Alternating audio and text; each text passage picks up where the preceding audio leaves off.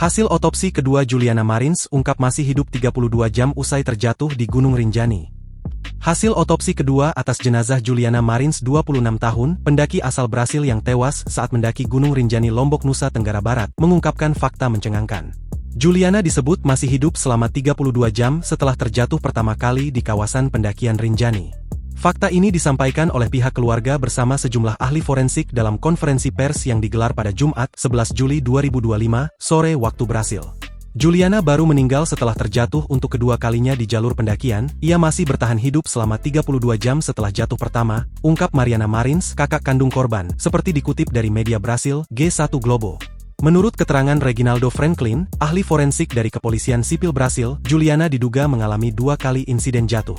Ia pertama kali terpeleset sejauh 220 meter, termasuk 61 meter, melalui dinding batu curam.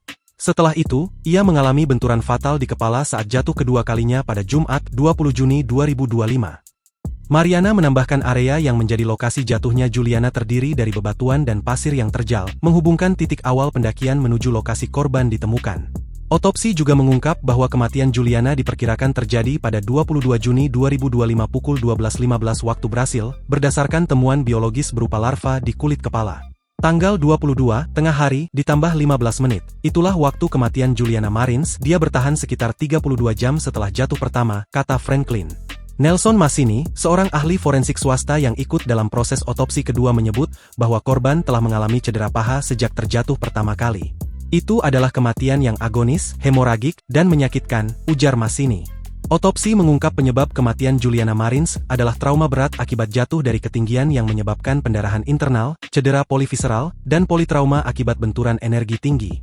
Juliana sempat bertahan hidup selama 10 hingga 15 menit setelah jatuh terakhir, namun dalam kondisi tidak mampu bergerak.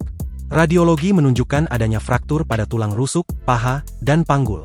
Tulang panggul patah disertai dengan pendarahan masif, dan salah satu tulang rusuknya menusuk pleura hingga merusak paru-paru.